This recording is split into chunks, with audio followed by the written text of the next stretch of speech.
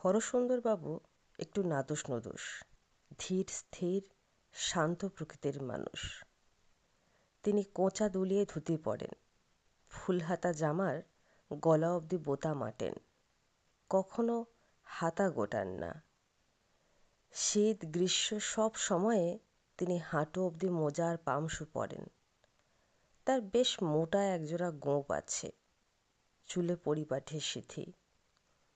হরসুন্দরবাবু খুব নিরীহ মানুষও বটে।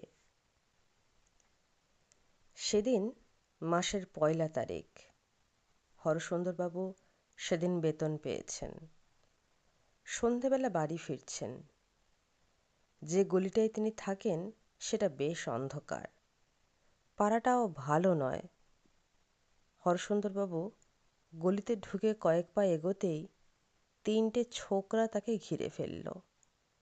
একজন বুকে রিভলভার ঠেকাল, একজন পেটে আর অন্যজন পিঠে দুটো ছোরা ধরল।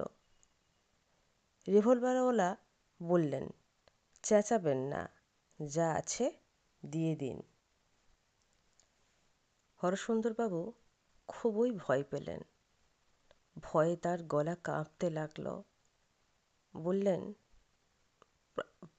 প্রাণে মেরো না ভাই, দিচ্ছি। মাইনের পুরো টাকাটা নিয়ে ৩জন হাপিস হয়ে গেল। হরসুন্দরবাবু ভয়ে চেঁচামেচি করলেন না।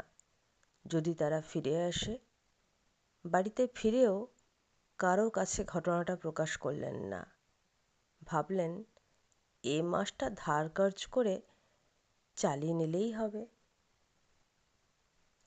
তা নিলেন হরসুন্দরবাবু। একটা মাস দেখতে দেখতে চলে গেল। আবার ১লা তারিখ এলো। হরসুন্দরবাবু আবার বেতন পেলেন। ফেরার সময় যখন গলির মধ্যে ঢুকলেন, তখন আচমকা ফের ৩টে লোক ঘিরে ধরল। বুকে রিভলভার, পেটে পিঠে ছোড়া। রিভলভারওয়ালা বলল, যা আছে দিয়ে দিন, চেঁচাবেন না।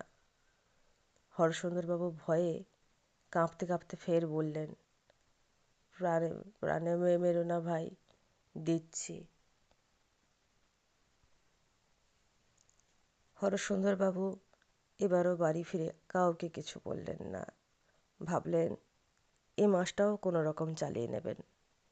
কষ্ট হলো যদিও, কিন্তু হরসুন্দরবাবু চালিয়ে নিলেন। ফের ১লা তারিখ এলো। হরসুন্দরবাবু বেতনও পেলেন। বাড়ি ফেরার সময় অন্ধকার গলিতে ঠিক আগের মতোই ৩টে লোক ঘিরে ধরল তাকে। বুকে পিঠে পেটে ঠিক একই জায়গায় রিভলভার আর ছোরা ধরল।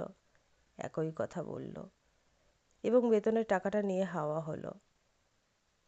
হরসুন্দরবাবুর আজ চোখে জল এলো। বাড়ি ফিরে তিনি গুম হয়ে রইলেন। রাতে ভালো করে খেলেন না। গভীর রাতে তিনি ছাদে উঠে চুপ করে আকাশের দিকে চেয়ে অসহায়ভাবে ভাবলেন, কি যে করব বুঝতে পারছি না। কাছে পিঠে কি যেন একটা হাই তুলল। তারপর আঙুল মটকানোর শব্দ হলো। তারপর বলল, হরি হরি।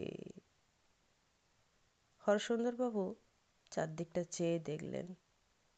ছাদ জনশূন্য। শীতকালের গভীর রাত্রে ছাদে আসবেই বা কে? তিনি কাঁপা গলায় জিজ্ঞেস করলেন, আপনি কে? ভেবে দেখতে হবে। হে, ভেবে দেখতে হবে। তার মানে? কতবার জন্মেছি, তার কি হিসেব আছে? কোন জন্মে কে ছিলুম তা যে গুবলেট হয়ে যায় বাপ। এ জন্মে বিশু, তো ও জন্মে নিতাই, পরের জন্মে হয়তো চিনেম্যান চইচাই। হরবাবু বললেন, আপনি কোথায়? দেখতে পাচ্ছি না তো।